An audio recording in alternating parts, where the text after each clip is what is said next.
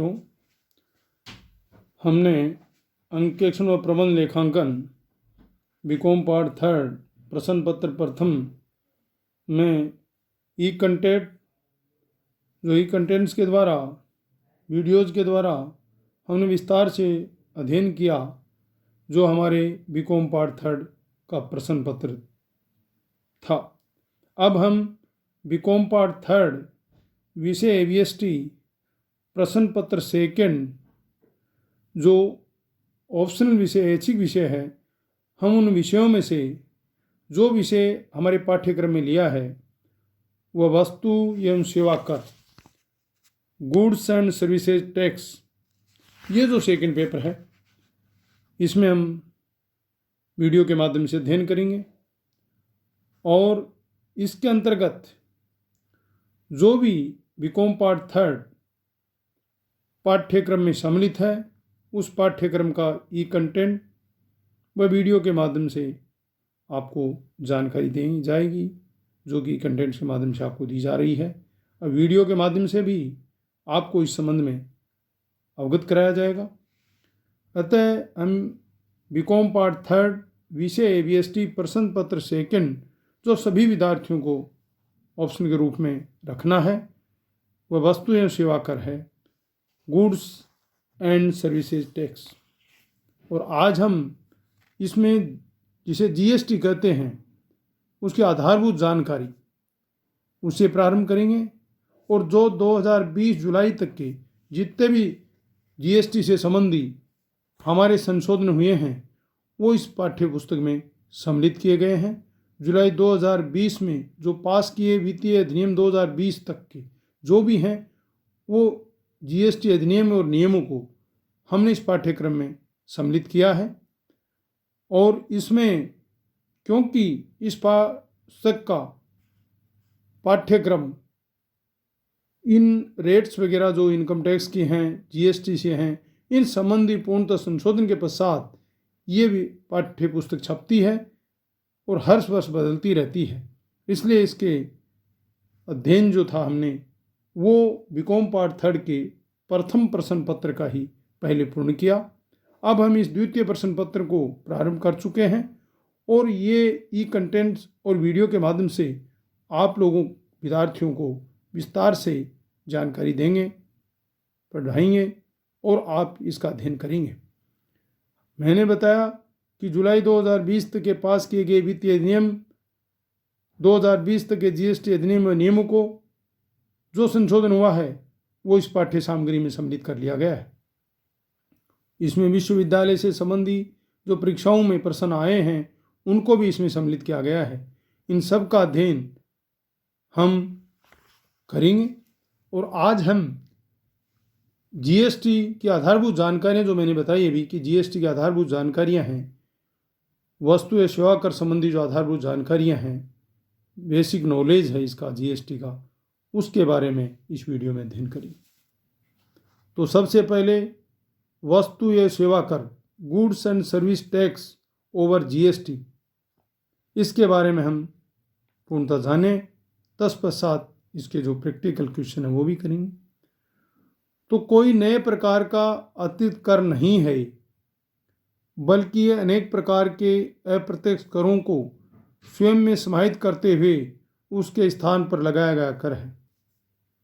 वस्तु या सेवा कर लागू होने के पश्चात केंद्र सरकार व राज्य सरकारों द्वारा लगाए गए अनेक प्रकार के कर पूर्ण रूप से समाप्त हो गए हैं, जैसे वर्दी कर, value added tax over VAT जिसको कहते थे, वो जो राज्य सरकारों द्वारा लगाया जाता था वो समाप्त कर दिया गया। केंद्रीय बिक्री कर, central sales tax over CST, उत्पादन कर, एक्साइज ड्यूटी और सेवा कर, सर्विस टैक्स आदि इन चीज़ों को बंद कर दिया गया है। उनके स्थान पर ये नया कर जो GST, goods and service tax के नाम से, जिनका शॉर्ट अर्थ है GST, लगा दिया गया। वस्तु एवं सेवा कर उपभोग या गंतव्य स्थान पर आधारित अप्रत्यक्ष कर है, इनडायरेक्ट टैक्स है, जो केंद्र सरकार या राज्य सरकार दोनों द्वारा लगाया जाता है। राज्य सरकारों द्वारा लगाया गया कर राज्य वस्तु एवं सेवा कर, state goods and service tax से,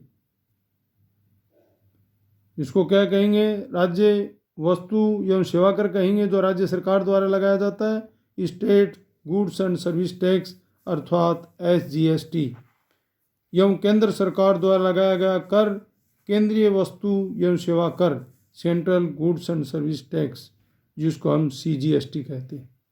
ये कहीं विशेष परिस्थितियों में राज्य में केंद्र सरकार संगठित रूप से वस्तु एवं सेवा कर लगाती है, उसे integrated goods and service tax over IGST कहते हैं। अर्थात ये 3 प्रकार के टैक्स हुए जो स्टेट गवर्नमेंट द्वारा लगाए जाते हैं वो SGST, जो सेंट्रल गवर्नमेंट द्वारा लगाए जाते हैं वो CGST, और जो सेंट्रल और स्टेट दोनों गवर्नमेंट राज्य सरकार जो सरकारें उनके द्वारा लगाए जाते हैं वो IGST शॉर्ट नाम जो है ये कहलाते हैं। वस्तु व सेवा कर लगाने से पूर्व विभिन्न राज्य सरकारें भिन्न भिन्न प्रकार से कर लगाती थी और विभिन्न राज्य सरकारों द्वारा एक ही प्रकार की वस्तु अथवा सेवा पर लगाए गए कर की दर में भारी अंतर था। एक स्टेट से दूसरे स्टेट की जो दरें थी उसमें काफ़ी अंतर था, जो वेट के रूप में थी, जो एक्साइज के रूप में, सेंट्रल CST के रूप में थी, ड्यूटी एक्साइज ड्यूटी थी, सर्विस टैक्स थे, ये अलग अलग थे। इसलिए उनको एक करने के लिए ये GST का प्रयोग किया गया। अतः हम ये कहें कि विभिन्न राज्य सरकारों द्वारा एक ही प्रकार की वस्तु अथवा सेवा पर लगाए गए कर की दर में भारी अंतर था। वस्तु व सेवा कर लागू होने के पश्चात किसी एक प्रकार की वस्तु का विक्रय होने पर अथवा सेवा प्रदान करने पर सभी राज्य सरकारें एक समान दर से कर लगाने हेतु पाबंद हैं। इसलिए वस्तु व सेवा कर का प्रचार करते समय इसके लिए एक राष्ट्र एक कर का नारा दिया गया। जो इसके लिए जो स्लोगन था वो था एक राष्ट्र एक कर, मतलब पूरे राष्ट्र के लिए एक टैक्स होना चाहिए, यह नारा दिया गया। हम इसके सामान्य जानकारी के बाद हम इसकी हिस्ट्री के बारे में जाने, ऐतिहासिक परिप्रेक्ष्य के बारे में इसका अध्ययन करें। तो वस्तु एवं सेवा कर का ऐतिहासिक परिप्रेक्ष्य, हिस्टोरिकल जो है वो GST क्या है इसके बारे में हम इसका अध्ययन करें। तो वर्तमान समय के लगभग 160 देश ऐसे हैं जिन्होंने किसी न किसी रूप में मूल्यवर्धी जो वेट था अथवा वस्तु व सेवा कर GST को लागू किया हुआ है। जिन देशों में मूल्यवर्धी कर वेट को वस्तु एवं सेवा पर GST जो सेवा कर है वो सेवा कर के रूप में लागू किया गया है, मूल्यवर्धी वेट के रूप में वस्तु पर या वस्तु या सेवा कर दोनों में से किसी एक को लागू किया हुआ है, विकल्प के रूप में इसमें विकल्प दे रखा है। उन देशों ने भी मूल्यवर्धी कर को उपभोग अथवा गंतव्य स्थान पर कर के रूप में ही लागू किया है। विश्व के बारे में हम इसके बारे में जानें। विश्व में वस्तु या सेवा कर का इतिहास क्या रहा, history of GST in world, तो उसके बारे में भी हम जानें, क्योंकि इस पाठ्य पुस्तक को पढ़ने से पहले, इसके सिलेबस को आपको पढ़ाने से पहले इनके जो इतिहास था इसके बारे में भी आपको बताया जाए कि विश्व में वस्तु या सेवा कर का इतिहास क्या है। विश्व में सबसे पहले फ्रांस में लागू हुआ।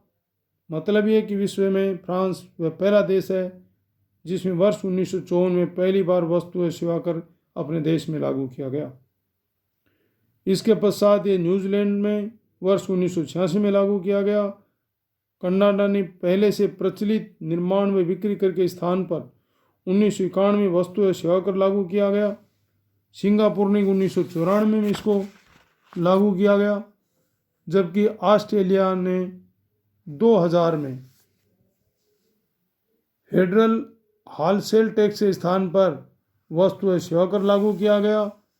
मलेशिया में मूल्यवर्धी कर को ही वर्ष 2015 में वस्तु व सेवा कर के रूप में लागू किया गया।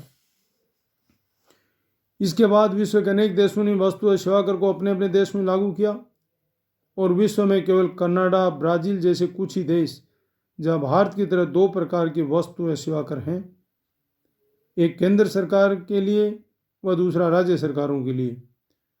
विश्व के सभी देशों में वस्तु या सेवा कर की दर 15 से 20% के मध्य है, जबकि भारत में अधिकतम 28% तक है। अर्थात हम ये कहें कि जो जीएसटी की रेट है वो 5% से लेकर 28% तक भारत में लगती है, और सबसे अधिक भारत की ही जीएसटी की रेट। ये ज़रूर इसमें कमी महसूस कर सकते हैं हम इसकी कि सबसे ज़्यादा टैक्स लिया जा रहा है। भारत में वस्तु या सेवा कर की पृष्ठभूमि क्या रही, हम इसके ऐतिहासिक परिप्रेक्ष्य के साथ ही जीएसटी की पृष्ठभूमि का क्रमबद्ध अध्ययन अर्थात वर्ष 2000 से 2017 तक कर्मी विकास का अध्ययन की आवश्यकता है, जिसे आगे हमने विस्तार से आपको बताएंगे। और ये भारत में 1 जुलाई 2017 से जम्मू कश्मीर सहित संपूर्ण भारत में जीएसटी लागू हो चुका है। कब से हुआ? 1 जुलाई 2017 से जम्मू कश्मीर सहित ही संपूर्ण भारत में जीएसटी लागू हो गया। अब हम करों का सन्निवेशन एवं चालू रहने वाले कर, जो हमारे पास कंटिन्यूटी टैक्स हैं, उनके बारे में भी आपको बताएं। नए कर अधिनियम वस्तु एवं सेवा कर के लगभग सभी प्रकार के अप्रत्यक्ष कर अधिनियमों को समाप्त कर दिया गया है। इसमें आम आदमी पर सभी करों को सम्मिलित दुष्प्रभाव समाप्त हो गया है।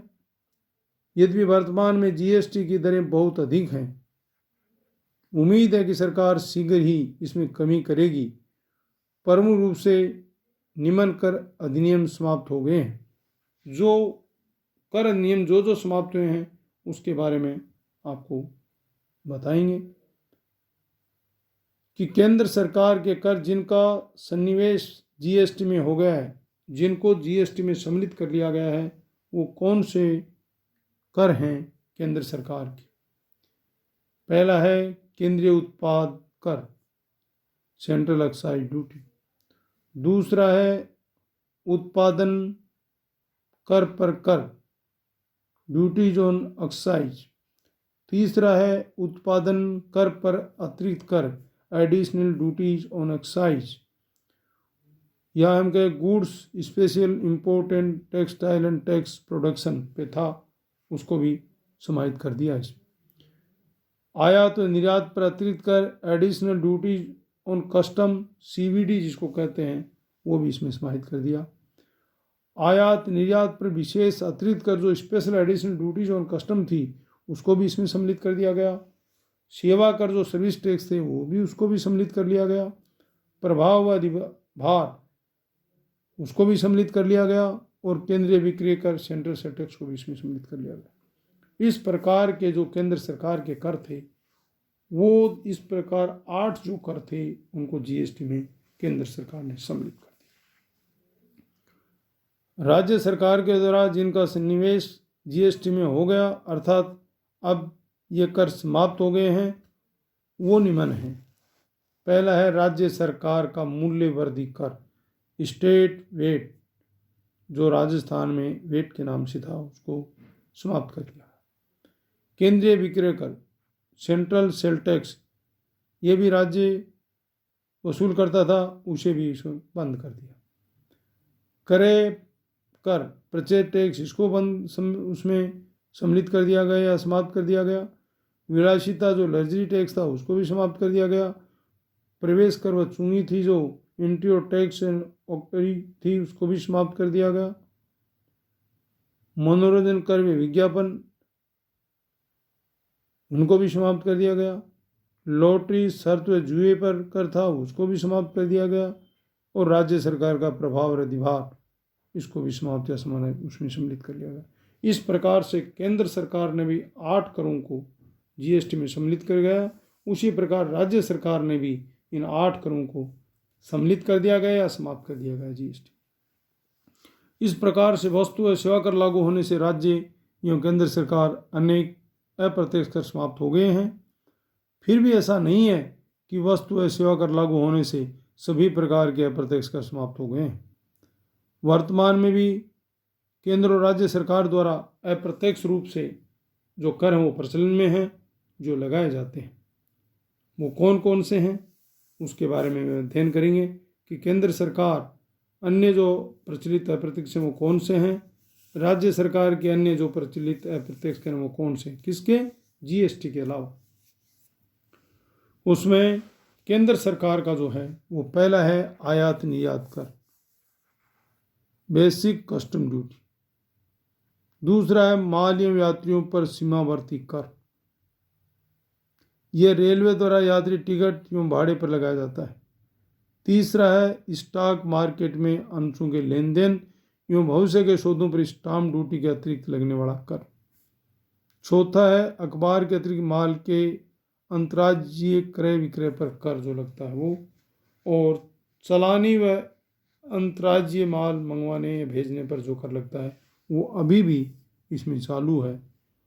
आयात और निर्यात कर जो एंट्री 93 में होगी, रेलवे संबंध जो बताया 99 में होगी, स्टॉक मार्केट के अंश लेन देन के संबंधी बताया वो 90 में होगी, अखबार के अतिरिक्त जो बताया आपको माल पे वो 92A में होगी, और चलानी व अंतर्राज्यीय माल मंगाने और भेजने का जो कर है वो 92 में होगी। इसी प्रकार से राज्य सरकार द्वारा भी जो अप्रत्यक्ष कर अभी भी लिए जा रहे हैं वो पहला है भूमि व भवन के क्रय विक्रय पर पंजीकरण कराने का जो कर लगता है वो 49 में होगा। विद्युत पर विक्रय अथवा भोग करने पर कर जो लगता है वो 93 में होगी। माल व यात्रियों के सड़क यातायात व जल यातायात पर कर 56 में होगी। वाहनों के पंजीकरण पर कर यदि अन्य प्रावधान पृष्ठ 35 की सूची 3 के अधीन है उसकी एंट्री 57 में होगी। टोल टैक्स है जिसकी एंट्री 59 में होगी। पेशाकार व्यापारियों में रोजगार पर कर है वो एंट्री 60 में होगी। और सूची 1 में वर्णित दशाओं के अतिरिक्त अन्य दशाओं में स्टाम्प ड्यूटी है वो भी ली जाएगी, वो 63 में होगी।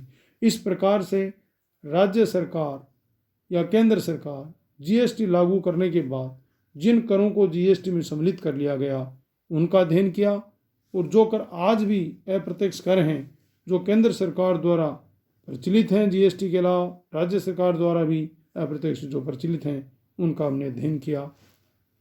अब हम आगे माल व सेवा कर की आवश्यकता क्या है, need for goods and service tax, अगले वीडियो में अध्ययन करेंगे। उससे संबंधी अन्य जानकारियाँ भी हम जानेंगे। धन्यवाद।